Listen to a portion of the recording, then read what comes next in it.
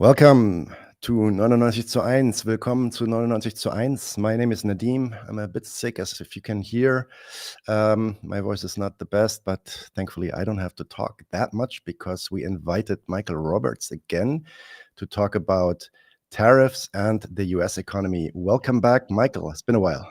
Well, thank you, Nadim, for inviting me again. Yes, I'm pleased to be back in these difficult times. Hopefully, we can try to cover some of the items and issues involved to explain to viewers where we think things are going.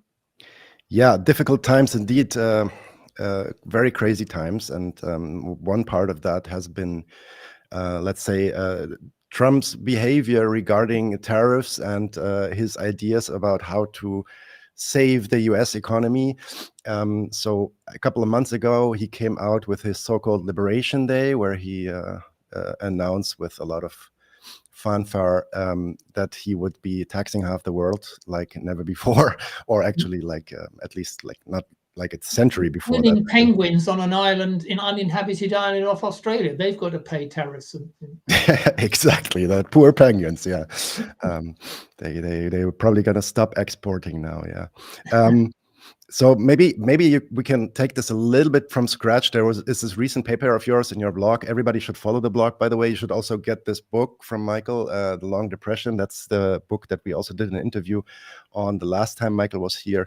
We can recommend this wholeheartedly. Also, before we start, let me just say a couple of words for everybody who doesn't know Michael.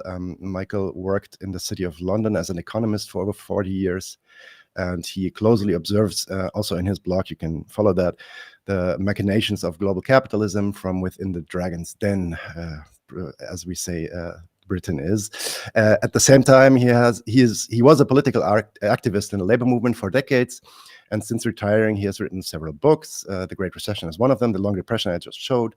There's also one about Engels and one about Marx, 200 years, I think. I also have that here somewhere. But also last year was Capitalism in the 21st Century, which I did jointly with Guglielmo Carcadi. Carcadi, exactly. I have this down here too. We should try and follow that up because it updates a lot of things that have happened in the last 10 years. All right. I don't have that one yet. I will definitely follow up on this. And yeah, as I said, numerous papers like this one here. You can follow him on his blog. We will put the link in the description down here. Okay, so maybe let's start from scratch. Michael, why is Trump tariffing half the world? What does he want to achieve with that? Well, he claims that America is losing ground with the rest of the world. It's failing to be the dominant economic and political power in the world. It's losing ground, all the fault of previous administrations, particularly democratic ones, that have allowed basically Europe, China, Asia, all the other countries to cheat America. America is being cheated. It's running a big trade deficit. It's selling less abroad than it's importing from these countries. These countries are making America look stupid. American households are being forced to buy cheap Chinese goods or other things instead of good American goods. And that means American industry and American economy is being weakened severely. So the solution to this cheating program, which the Democrats have allowed to happen as well, Trump says, is to introduce tariffs. And he returns to his hero of the 1890s, President McKinley, the great tariff man. They're called the Napoleon of protection at the time. And the idea that McKinley had in the 1890s was to slap tariffs on the rest of the world, and this will help to protect American industry so that they can gain production and gain a bigger share of the world market. So he wants to revert. He sees tariffs as a solution to this problem, which he's posed, the rest of the world cheating, and that it will make America great again, MAGA. So it's one of his big principles for making America great again. The other one is to cut taxes to the rich so that they can invest more, and to cut back on completely unnecessary government spending on things like climate control, energy, and so on. And in the latest budget he's just got through, there'll be huge cuts in Medicare for the poorest people in America who don't have a proper health service anyway. and also food stamps and food aid is being cut. So this is his program. So the aim is that tariffs is somehow a massive solution to America's failing superiority in world markets. And then he's kind of flip-flopped around it, because he came out with these tariffs first, and then a couple of days later he relativized all of this, especially the ones towards China. He lowered them, or he started talking about we need to renegotiate. So what happened there? Like, it sounded on Liberation Day, it sounded like he was so sure that's how he's going to save the economy, and then he backtracked on quite a few. Well, viewers should take into account two things. First of all, clearly Trump is a bit of a lunatic. I mean, he is not putting forward a rational, coherent policy at all times. Anybody who listens to his TV broadcasts, his tweets, and various other things can realize that this is a man who is either suffering from an increasing level of dementia, or is so egoistically built up in his psychology that anything he blurts out he believes in, and will go on lying or misrepresenting it as long as possible. But having said that, he also thinks himself as a deal maker. And his father was a big real estate broker. By the way, Trump didn't make his money from the bottom. He had a pile of money given to him by his father, and then he's done basically real estate investments for the last 20 years before he became a TV show host. I mean, how many leaders in the world are came from TV show hosts? It's getting worse all the time. So he sees himself as some sort of egoistic, brilliant hero. By the way, he considers that he's probably the best golfer in the world. Things like this. All this attitude. But he sees himself as a deal maker, which means what do real estate people do? They make an aggressive bid, and then they withdraw the bid, and then they try to threaten people with it, and finally come up with some sort of deal which allows the process to go through. And that's what's happening here. He launches out with a big, huge tariffs. He's going to make China pay not just 45% extra tariffs, but 145% if the Chinese don't agree to it. Then he drops it all and lets the Chinese carry on as before for a while these deals go on.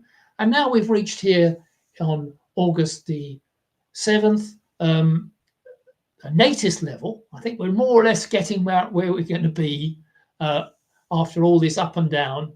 And now basically everybody all the other countries in the world that are exporting things to the US will pay 15% extra tariffs than they were paying before. On the whole, that seems to be the average. Some will pay more because there are specific things that he wants to attack, or he's trying to force them into some sort of trade deal, which which will mean, in his eyes, the answer is if we get a trade deal, then all these other countries will have to promise not to send us any more goods, but actually invest in America, build factories and services in America, so that it gives America jobs and so on. That's what he says will come out of these trade deals. Take the European one, for example, Nadim, the latest one. The European Union has agreed to a 15% tariffs on all their exports without anything coming the other way around, no retaliation. And they've also apparently agreed, according to Trump, to $600 billion worth of investment in the US, which Trump said the other day, well, I'll be looking after that 600 billion. I haven't decided where I am going to spend it yet. And so this money is going to just be handed over to him in a check or a bank transfer, when of course it is totally ridiculous. All that the EU has agreed to is they've agreed that they will ask manufacturing companies and European manufacturers and other companies to consider investing more in the US. They have no power to. We live in a capitalist system. The European Union governments can't tell companies in Europe where they should invest. All they can do is ask them. And anyway, the European Union can't tell 27 governments what to do. This has not been agreed, this trade deal, by the 27 governments. So it's nonsense. It's just more of the approach by which Trump adopts, which is make a deal, claim it's a success, claim we've won, and tell the American people that things are going to be so way better as a result of the deals I'm making on trade. But now we're clearly clear that trade tariffs are going to be up something like 20% above where they were before, which means either this will feed through to prices in America for households in the goods that they buy that are imported, or and also into the components that American manufacturers and companies have to import to do something. For example, if you take the iPhone is 95% produced outside of the US. So the idea that Trump has proposed it, that the whole of iPhone components should be made in America, all the components, so that nothing, it's just inconceivable. And if it can't be done, then it means, and these tariffs are imposed on China and other countries that providing these iPhone components, then there's going to be a massive increase in the cost of iPhones feeding through to American households, because the Apple will have to raise its prices because the components will be so much more expensive. So this is where we've reached as of August 2025. Yeah, I mean, he was even proposing his Trump phone. I think that was last year or something like this. And the funny thing about this was that even the Trump phone was built like in 27 different countries. Yes. So it was not a very MAGA phone. Trump doesn't want to accept the idea that we have a global economy now, right? Massive transfers and transactions through a global supply value chain takes place across the world. This is the result of globalization, in particular over the last 40 years.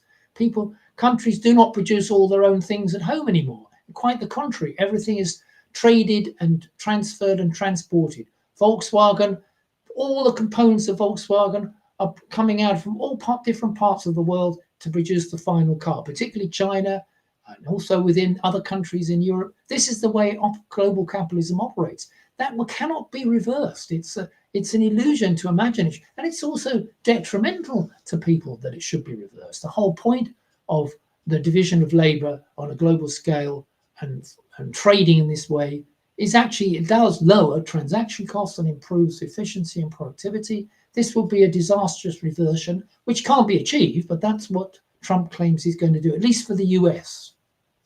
I mean, even if one were to think this through and we would say like, okay, he builds like the whole industry that is needed to build a like freaking iPhone in the US, the unit labor costs would be so immensely higher than what you would build, for example, in China and Taiwan and all these countries that take part in this.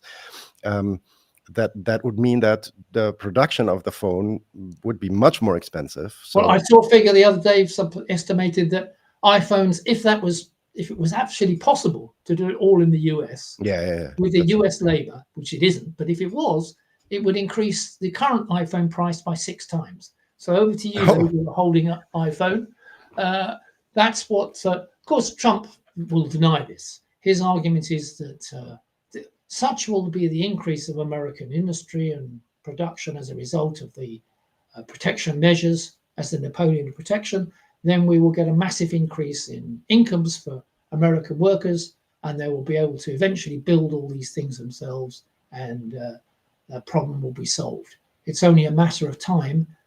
In the meantime, it's necessary to turn things upside down in order to re-establish American superiority in the world. By the way, just to add, Nadim, all this is protection on manufacturing goods. There's no extra tariffs on services like insurance, films, software, all that sort of stuff, which America is still one of the leaders in. They're not going to have, there's no tariffs on that. So the service sector of international trade continues. Apparently, it's all just to do with goods, which is a somewhat ridiculous thing when the service sector is now 20% of all international trade. So also how you explain it now, when you know, maybe let's talk about, before we go into the next question, let's talk about the options that the manufacturers that are currently importing stuff from the US, from other countries other than the US. What options do they have now to deal with those tariffs? Because what you just described, at least, hasn't happened yet. The iPhone isn't yet 6,000 euros, $6,000 or something like this. It's still the old price. So why didn't they pass on the extra prices? Because it's already going since a couple of months. This is true. This is one of the big arguments of the Trump and MAGA supporters. They say, well, where are the increased prices, they say. This is, it's not true. It's not happening. Well, there are 2 reasons for that. And also a contradiction. It's not true that prices aren't increasing. They have inflation in the US is gradually moving up, particularly in these goods areas which require a lot of imported components and so on. It's That's above 2% again. yeah, well, the aim of the Federal Reserve in the US is to get inflation down to 2%. Before, when Trump came into office in January, it was around about 2.5%. It's now heading back towards 3%. And that's only after a few months. The other reason is that the tariffs really haven't hit yet, because he kept changing how much it was going to be. Then he paused it, and then he changed these policies for different countries. Then they're going to be exempt on this, and then they're going to be tariffed on that, and so on. So there's a bit of a uncertainty about it, just exactly how much extra tariffs people exporting into the US would have to pay. So a lot of that hasn't fed through yet to components, prices, and so on. And also what happened was, as soon as it became clear that Trump was going to go out on this tariff war, a lot of companies bought loads of stuff that they need in advance for their inventories and their components and so on. I was reading only yesterday that one company, small company, not just the big ones, small company bought 1 year's supply of what they needed in advance. And they obviously had to take out a loan to do that and everything. But that means that they bought it without the tariffs coming in order to avoid the increasing costs that are going to come through. So that's meant, particularly in the first quarter of this year, we saw a very sharp fall in, we saw a big increase in, not very big increase in exports, but a very big increase in imports, as people imported all the stuff from abroad before the tariffs came through and stocked it all up. In the second quarter of this year, that's begun to alter. Imports have dropped quite sharply because the tariffs are now beginning to operate. I think in the second half of this year, we will see a significant increase in costs for manufacturers in the US and feeding through to households. We'll see that inflation rate rise. But Trump and his people, they deny that. That's not going to happen. The second half of this year is going to be a fantastic success for the US economy. Yeah, just like he doesn't believe official numbers coming in, I think a couple of days ago. Well, yes, just to say on that, but we have every month the Bureau of Labor Statistics, is the American statistical agency, publishes figures for how many jobs there are in the US economy and how they've increased. So each month over the last few years, they've been increasing at a few 100,000 a month because the population rises, immigration's been coming in, there's an expansion of the need for jobs.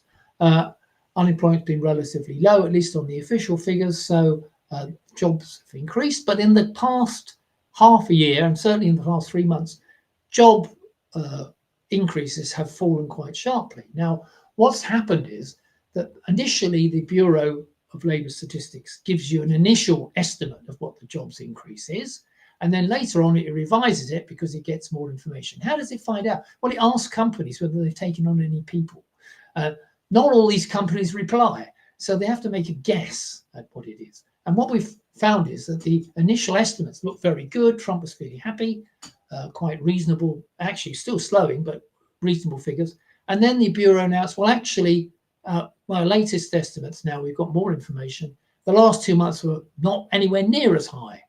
And this month is terrible. We're down to maybe about 70,000 was the latest figure. In the whole of the country, there's only been an increase of 70,000 jobs. So Trump was absolutely enraged by this, claiming it was a fix, it was rigged, there was a Democratic Bureau lab head behind it all, and this person, who's a woman, was immediately sacked.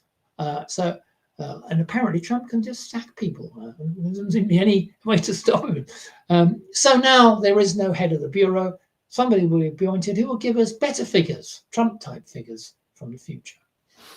Yeah, let's see about that. He's also been threatening to sack the head of the Federal Reserve Bank. So yes, well, the Federal Reserve, you see, says Federal Reserve's worried about the inflation, which we've just been talking about, rising. And the idea of central banks is they think they can control inflation by raising interest rates. Raising interest rates, yeah. I don't think it works, but that's what they think.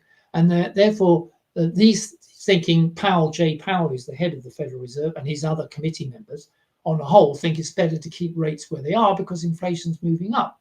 But Trump's worried about the slowdown in the economy. He wants interest rates cut as far as possible. And if they don't cut it, then it's Jay Powell's a complete idiot. I'm going to remove him and replace him with somebody who will cut interest rates. It reminds me, I don't know if probably know more, that in Turkey, President Erdogan followed a similar policy, that when the central bank said, look, you've got high inflation in Turkey, very high inflation, 40, 50%.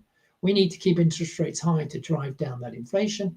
Erdogan would sack one central bank governor after another and insist on interest rates being reduced. This actually just added to more inflation in the end, because there was absolutely just that spending continued at a high level because of low borrowing costs, and it wasn't producing things. So that's the risk that the Federal Reserve worry about. On the other hand, they also worry about the fact that there's unemployment's rising, employment's going down. So we have what I would like to call, viewers, is what used to be called stagflation in the 1970s. So you've got an economy slowing down towards zero, but you've still got inflation rising. So it's stagnation plus inflation. That's the sort of US economy that we're heading to the end of this year. It could be worse, but it's certainly heading towards that stagflation situation. And that's a disaster, because the Federal Reserve doesn't know what to do, whether to raise rates, hold rates, or lower rates. And Trump will be screaming blue murder that everybody's fixing the figures and the data and not acting in his interests. Wouldn't a sacking of the Federal Reserve Bank president, wouldn't that also signal to international investors that invest in government bonds and stuff like this, that the security that is the dollar is being relativized there? Like, isn't the Fed exactly built for that reason, in order to also project some kind of confidence to outside investors? And wouldn't that be detrimental to actually like start sacking the Fed guy and put some other guy in there? That just I think it will. I mean, there is the US dollar is the most important currency in the world. It's used by all the central banks of the world as mainly as their reserve currency. So countries build up reserves. Maybe if they export more than they import, or they get a lot of investment coming in, and if they don't spend it all, it ends up in reserves in the central bank, and they're mainly kept in dollars. How do you keep them in dollars? Well, central banks buy short-term bills from the US Treasury, 1 month, 3 months, which is almost like having cash, but they get a bit of interest on it. So they build up these reserves. And so they've got a lot of dollars. Now, if the Federal Reserve Bank chief is sacked, the Bureau of Labor Statistics chief is sacked, then people begin to worry, well, just is the American, how do I know what's going on in the American economy? How can I, this is really dangerous for keeping our money in US dollars as US assets. And so maybe we should look to find other assets that are not US dollars. That's not easy for other countries. They maybe look at the euro, they maybe look at the yen, but it's not really an alternative. They maybe buy some more gold, that's also true, but there's not much of that. There's even been talk of buying cryptocurrencies, stable coins rather than dollars. I personally think all those things are not going to work, but what it does mean is that the dollar is uncertain currency to hold now. It's going to be weakened. It weakens the position of the American dominance in international financial markets if the dollar weakens. So he's creating that situation. But having said that, we still have to remember that basically people can't hold anything but dollars on the whole. And also the American economy appears, up to now, a more interesting investment to make rather than Europe, which is a shambles, or Japan, which is stagnating. So there's still a lot of demand to invest into the US, and therefore to take dollar assets to do so. That may start to disappear now, we shall see over the next 6 months to a year. Right. So when he came out with these tariffs and he started this this policy, or let's say when he made it real, because I've been talking about this for quite a while already, when he made it actually real, there were a lot of worries from all kinds of analysts all over the world, but especially in the US, saying that this will tank the economy. The government bonds were also dropping sharply in the very first weeks. I remember that's when I observed this a bit. So there was a big worry that's it. Like the United States economy now will get hit. When one looks at the United States stock market index, though, the top 500 companies, one actually sees a sharp rise in their value, accumulated at least, highest by far than anything else in the last 5 years, with a sharp drop, of course, at the beginning of 2025, but then it recovered quickly. So how do you explain this? Well, I think it was total exaggeration to assume that the US economy was going down a hole just when on those tariffs are increased, and that was partly induced by the shock of the tariffs increase and uncertainty about it. But what we've seen is actually, as you pointed out, the US stock market is at record highs. There's been quite a large investment into the US, and we know what's behind this. Behind this, the stock market is only at record highs because of 7 big companies in the US, which are all those ones that we all know, the big tech giants, the AI are driven now. They're spending huge amounts of money on artificial intelligence, building big data centers across America. Amazon, Google, Microsoft, Meta, Nvidia, these guys. And then Nvidia, which is the big chip company. Right. These are all, the only one that's not spending any money in this area, by the way, is Apple, because they're still relying on their old services. They're not convinced that they need to go into AI big time.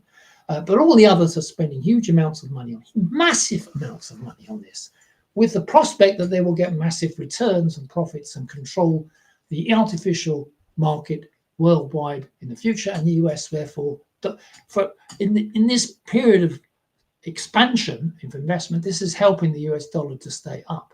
The real fear for the US dollar and also for the US economy is that this is really just a huge bubble. There's huge investment going in, borrowing of huge amounts of money, and it won't actually return in terms of revenues and profits over the next period for these big AI companies. They're convinced that it will. They say that they can, doesn't matter if China's got a cheap AI model like DeepSeek, we can match that, but we're going to produce super intelligent artificial intelligence models. That means more intelligent than you and me, and of course that is a very high level of intelligence, therefore it's going to replace human beings completely, and that then these companies will be in a completely monopoly position to rule the world. We shall see whether superintelligence actually delivers. I don't know what the viewers think if they've tried all the current AI models, ChatGPT or any of the others, whether they feel that they're really reliable, efficient, and do change things and make things easier for them to do their work at the moment.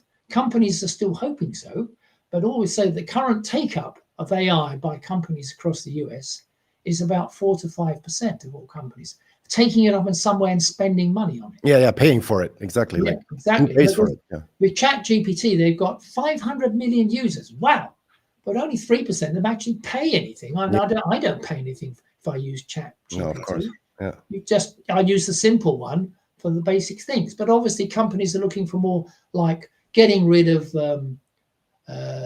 call centers and never talking to any human being at all. Everything will be done by AI. We'll be able to summarize all our services and our projects using AI and so on. Well, we'll see. Yeah, we'll see. I mean, it's also the question whether such cheap services like a call center, that's not one of the most important and most expensive operations in a business, can actually bring this kind of growth that they are expecting. Okay. Let's see about that. Okay, so what you're saying basically is that this the stock rise is due to the good performance of stock of these big IT companies or AI companies. Yeah, the rest are not getting very little. How about the rest? So what is going on with them? The rest are getting very little profit. The profit figures I just saw the other day from FactSet, which is a sort of US agency that measures these things, we're talking about 2 or 3% growth in the profit rate on average for all the other key companies in the S&P 500. That's the top 500 companies in the US stock market. We're talking about 7 or 10 companies that are making all the profits, and therefore their prices are up. The rest of them are making virtually none at all. And there's probably something between 20 to 30%, it's difficult to estimate, who are actually losing money.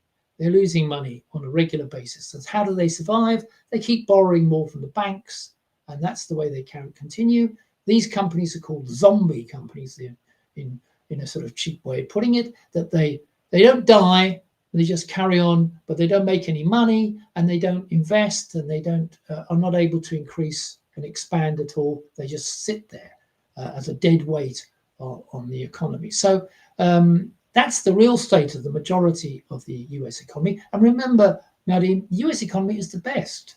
It's the best of the G7. I mean, if we move on to Europe, I mean, that's another subject altogether. But what a shambles that Europe's in at the moment, particularly Germany, and that's way the US is there looks quite good against Europe and the rest of the G7 and Japan. Of course, it doesn't look so good against the really fast-growing economies, particularly China, and that's what worries it the most. Now, all this is about not just US superiority over Europe and Asia. It's in the end what this is about is a struggle between US trying to maintain its economic, financial, and military hegemony over China, which they see as the major rival that has appeared in the last 20 or 30 years and has staggeringly launched itself towards being at least the manufacturing power of the world, and possibly also now competing in these technologies that we've been talking about in a sufficient way, and therefore threatening the very basis of American capitalism over the next generation. I want to get to China and also to Europe in a second, but maybe let's stay one more moment with the US, because what you already said now, that the manufacturing sector basically in the US is not seeing high profit rates at all, and no real increase there. What's the effect on employment? We already talked about, but maybe what's the effect on the wages of people there? So basically, ultimately, when you're manufacturing something, you also need someone to buy it.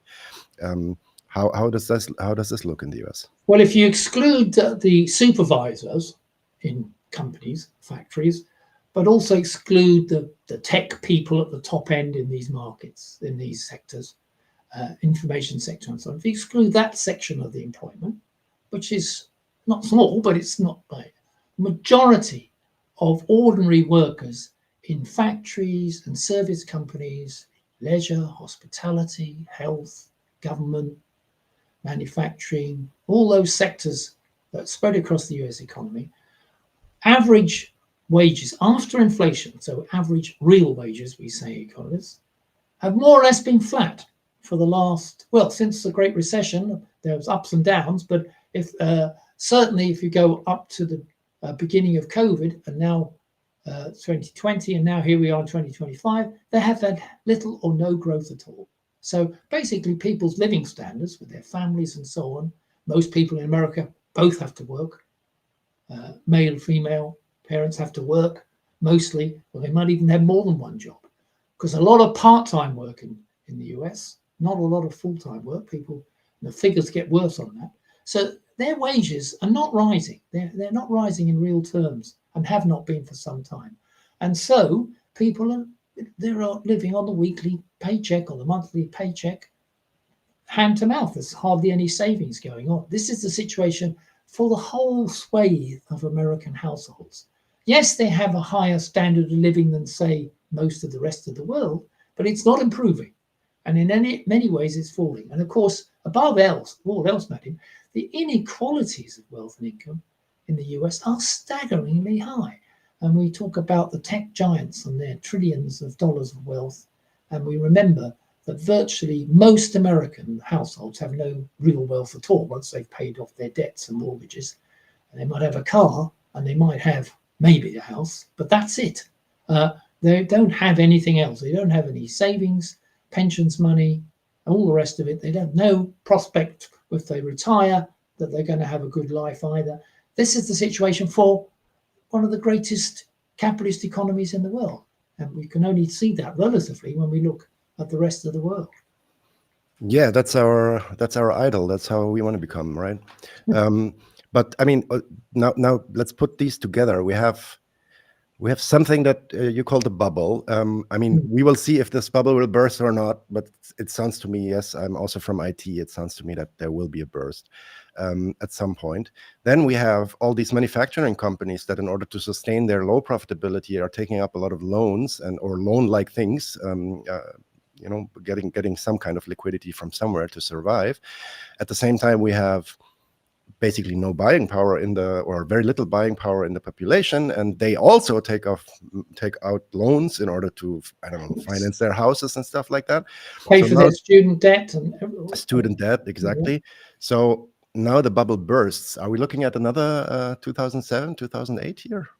Well, it's certainly possible. I think I've always looked at it from what I call Marxist point of view. What do Marxists think about economies? Well, Marxists start off with what's the state of profits, because capitalist economy expands production and services. Capitalists only do that if they're going to make a profit out of doing it. They don't produce things that people need just for the sake of that people need. That would be a socialist society. What we're talking about is a capitalist one. So capitalists will produce things people need, but only if it makes a profit. So what's happening with profits is key, because if profits go up, then capitalists will invest more, they'll employ more, and people's incomes will probably rise to some extent, if not as much as profits. If profits go down, then the opposite is the case. Investment will stop, employment will fall, unemployment will rise, and you can enter what economists call a recession or a slump. So what's the situation in the US economy? Well, as I said, a lot of companies are not making much profit now, but it's still the case that profits are not going down on the whole, on average, yet. That may change over the next couple of quarters. And so until we see a significant fall in corporate profits or profits in general in the US economy, we can't expect investment to totally collapse and therefore unemployment to rise. That's the normal way in which you see capitalism develop. It has a boom, then profits fall away, then investment collapses and you go into a slump. That knocks off a lot of companies that can't survive, these zombie companies, and a lot of workers get laid off. And that means that the rest of those who are left can make more profits because they haven't got so many competitors and they've reduced their costs, and the cycle goes up again. So you have a cycle of boom and slump. That's the way that Marxists see capitalist system working. In the book you referred to, The Long Depression, I make the point that actually since the Great Recession, that hasn't really even happened properly. It's generally been a depressed environment. Profitability stayed down, growth has crawled along, investments crawled along. It hasn't really gone up and down. And we've had subsequent to that book, which was about the Great Recession of 2008, of 9, if you like, we've had the COVID slump, which was very severe, if short-lived. So I think it's every possible likelihood that we will have another slump in the major capitalist economies before the end of this decade, maybe earlier than that. It's difficult to judge, but it's clear that there's no particular pickup, no boom going on, which will transform that picture. And as you pointed out, I'm not convinced that AI is going to provide that boost to productivity, which should create conditions for capitalists to suddenly improve their profitability and go forward. That doesn't mean to say AI is not going to disappear. It's not going to disappear. It's going to become a new technology which can improve productivity. But I can't necessarily see that it's going to make massive profits for American companies and others. We shall see. Last question for this would be, as the book already states, and you just explained also, yeah, it's like the booms are not really happening anymore, right? So we might still see some kind of fluctuation, but it's really on a depressed level. Yeah. Still, it seems like the US is managing to maintain this depressed level without, facing major consequences that challenge their whole system of, especially international dominance. So my question would be, why are they? Is it precisely because everybody still wants the dollar and they're the only big player in town that they can basically just trot along like this, and there is no real competition to chase them off the market? Or why is it that they are able to survive in such a depressed state for so long? Well, it's all relative. That's the way I put it. If you take the period back before 2007, before the Great Recession, if you take the period, say, from the mid-1990s up to 2007, the average growth rate in the major capitalist economies, the economies of the North, the so-called G7, Europe, Japan, North America, they were growing at about 3% a year. Previously, back in the 60s, they used to grow at 4 or 5% a year. But in that period of 1990s and early 2000s, they were going at 3% a year, which was good enough to keep income per head to rise because population growth wasn't matching that. But after the Great Recession, we've seen the growth rates for these countries fall back to something like 2.5% or even less in the case of the G7 economies. But within those G7 economies, the US has been growing better. It's been growing at, say, 2.5, while Europe at 1% or 1.5 at best, probably even lower now. Germany's not growing at all.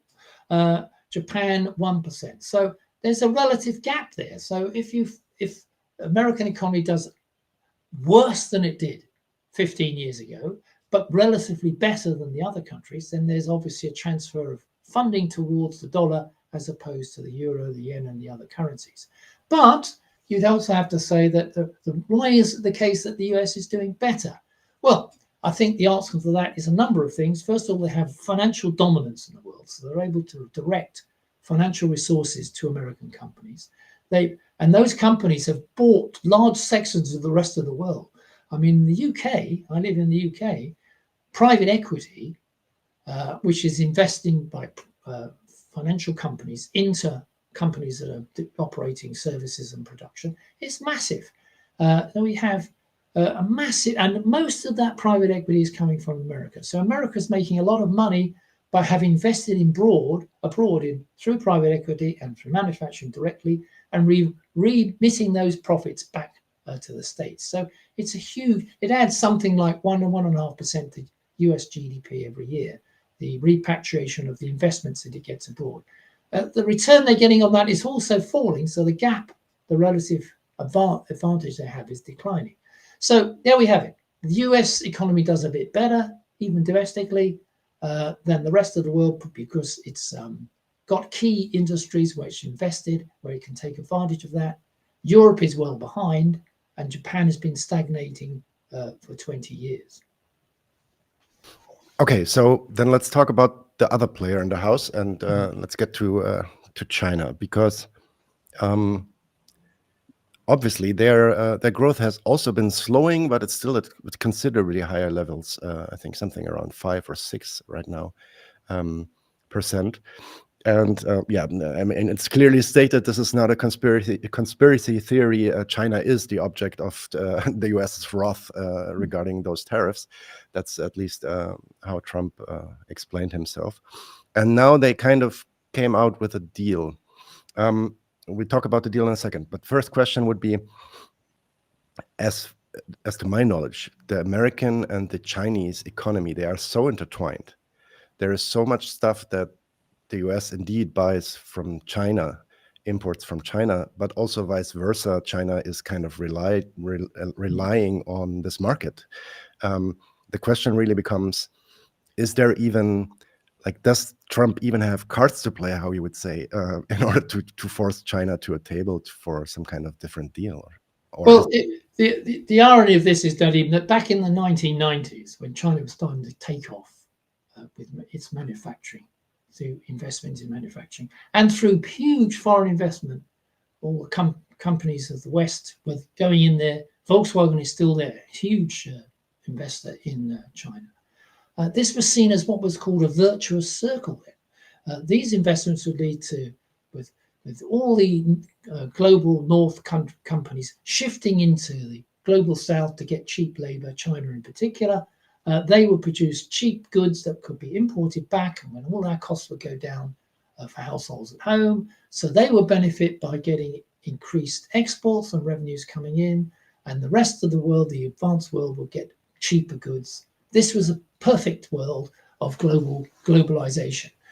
But what happened was that China, one of the few countries in the global South who did this, hardly anybody else did it, maybe you could call Korea and Taiwan, but they're relatively small, actually started to develop its own independent manufacturing base.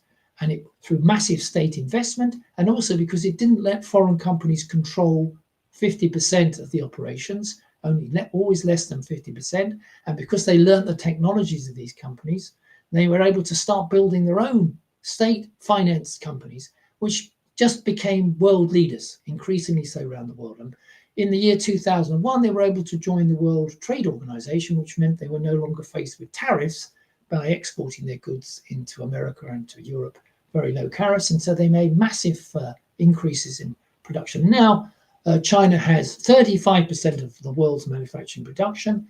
It is the dominant trading force in manufacturing. And more, this was the most worrying thing for the Americans and for the international elite in the West, was it now was starting to compete not just in producing toys and fabrics and all the things that, you know, when you look at the thing you've bought, says it made in China on, but technology, high value technology, exactly, high value technology, which is culminated now in artificial intelligence competition and so on. This is the real backbreaker, game breaker for American imperialism and for the rest of Europe. It means that they can no longer be dominant if China can pass that. And China is continuing to grow. Yes, as you say, Nadine, growth rates have fallen from the 8, 9, 10%. During the Great Recession of 2008-9, when most economies of the world fell by 2 or 3% in GDP, absolutely, China went up by 8, 9%. And this, yeah, they took over the production of the world, basically. They did, and they have had no slump. They've had no slumps. It doesn't exist in China. Lots of Western economists spend all their time attacking China, saying it's about to collapse and all the rest. It's got too much debt. It's not allowing households to consume more, and therefore it's going to collapse. This is, in my view, personal view, nonsense. China is still growing at 5% a year. Then the next argument is these are all lies. These figures are fixed, like the Bureau of Labor Statistics are fixed in America. Not true. Lots of new surveys done by American economists and official bodies show that the Chinese figures are reasonably accurate, no worse than anybody else's. And that therefore, China is growing at something like 4 times faster than Europe, and at least double, if not 3 times faster than the US every year. So that is the real threat that the Americans, the Europeans see. And now that's using Trump's MAGA protectionist ideas to apply to China big time, not just on exports, but Europe's trying to cut out everything that they buy from China. They've already cut out everything from Russia. Now they want to do it with China, technology and everything. This is a big problem for lots of European companies. I mean, Volkswagen has massive investments in China. It's a place where it can actually make a big return because of Chinese expertise and the value added that they can gain by exporting out of China. So this is going to be a big contradiction between the attempt to crush China, strangle its economic development, and at the same time preserve the gains that they've made by investing in China over the last 20, 30 years. So let's talk about this. At least it's a temporary deal they came up with, some agreement. At least I think it's for 60 days or something. Maybe I'm wrong. What like did he gain something out of this move with China? What did they end up with? Well, so far I don't think it's not resolved. I think we'll see. But first of all, it was going to be China was going to get 45% tariffs compared to everybody else's 15 or 20. Because they were the nastiest of all. They were cheating the most. So they had to be dealt with. Then he said, no, well, we'll have a deal first. We'll have a deal soon. So we won't impose the 45%. And then Trump said, well, actually, China's just been threatening us with retaliatory tariffs. China's the only country that said, okay, we'll put tariffs on your stuff. We won't let you have all our rare earth minerals, which you require for all your technology. And we won't import any more of your soya beans, which you normally get. We'll go to Brazil. We'll find somebody else to get it, and so on. So, and then Trump said, well, you're also cheating. China's putting it through Vietnam or through Mexico, getting its stuff in without paying the same tariffs. So we're going to put 145% tariffs on. And that was it. And then within days, he said, well, the Chinese are talking, so we'll take that off and we'll pause. So we're in a pause. So we have the deal making going on. Trump's threatening all kinds of things. The Chinese are either ignoring him or waiting quietly to see what will eventually come out of it. So at the moment, we just had today or yesterday the announcements of the new range of tariffs for everybody else. But China's is paused for another 30 days while he still tries to get a deal. So what we've learned from this is that while the EU was quite happy to just bow the knee to Trump, when he visited Ursula the other week, the Chinese are doing nothing. They're not offering anything at the moment. And I've worked out, well, not me, just only, but other people have worked out that the cost, say these tariffs go ahead at the levels which Trump is talking about, the cost to China will be something like losing 1% of GDP on their growth rate. So if they're growing at 4 or 5, it'll go down to 4, maybe 3, if it's applied permanently for the rest of this decade. The US will go down by 1%, if not more, as a result of doing that. They're growing at what, 2%, under 2%? So basically, the US will be close to being in recession if it allows these tariffs to be applied to China, because China is such a big exporter of many goods into the US. And China's US exports are not a big percentage of China's economy. They export everywhere. So they can do movements into other areas, Europe, Japan, and so on, or to go around the circle and find other ways to export. So it's not, yes, it's damaging to the Chinese economy, but it is just as damaging to the US if these tariffs are imposed. And everything comes in. Just think about it. We don't have free trade anymore, so we're not expanding trade. Everything is turning inwards. It's being reduced across the globe. Everybody will lose out from this process of protectionism, just as they did in the 1930s. Okay, and then last but not least, let's talk about the European Union. I mean, it's true, you said they bent the knee. It's quite remarkable because, I mean, when I read those news about the so-called deal, I mean, as far as I understand, it's not completely finished yet. It's not signed. And of course, the other countries have to kind of agree to it too. But basically what was proposed there as a deal was that the US gets everything they wanted. The European Union gets absolutely nothing they wanted. So, you know, higher tariffs, like you said, a dedication to invest hundreds of billions of euros in the US. And this was kind of sold to us here in the news as, yeah, we made a great deal. So maybe because Trump was threatening higher tariffs or something like this. So now this becomes interesting. Why would the European Union bow to this like that? I mean, fold maybe in some way and, you know, bow to it in some way. Okay, but get something out of the deal for you. They got nothing. So why would they do this? Well, I think you can take two reasons, but somewhat contradictory. The first reason would be that actually the deal's not 15% tariff and a promise to invest in the US at some figure. How that's to be done is not really explained. Is really not that bad. No big deal, yeah. The tariffs have gone up anyway, so 50% tariffs is not significantly make a difference to European Union exports into the US. And there's no real incentive to pile a load of manufacturing companies into the US to employ Americans at higher rates to produce something that won't make any profit. So that's one argument. So you could say, okay, Ursula bent her knee, but it doesn't make any difference because nothing's really going to come of this that will damage the European economy. Maybe that's not correct. The other reason is that certainly from the point of view of the EU and some of the EU leaders, they are totally committed to preserving the American-led alliance in the world against what they see as the dangerous enemies to European liberal democracy, Russia under Putin, and further down the road, Xi under China, and Iran in the Middle East. So the American idea that they have to smash these resistant powers, and the European leaders' idea that they have to basically reduce Russia down to the level of a vassal state of Europe, breaking it up into bits. I think that was the position of the Latvian Prime Minister. That is their, as it were, vision for saving Europe. They don't care about European workers, what's happening to them and their jobs and the investment of European companies.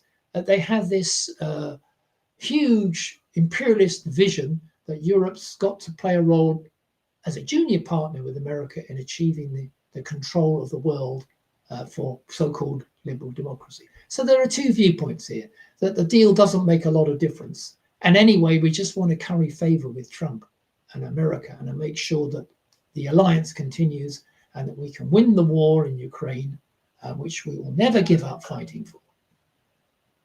Yeah, I mean, and I don't think actually those are so contradictory, because in the end, if they know that the deal is not such a big deal for them, Trump might still take it as a win and be happy about Yes. it. So that's maybe what they want to cater to when they at the same time want to ask him to stay involved in the Ukraine.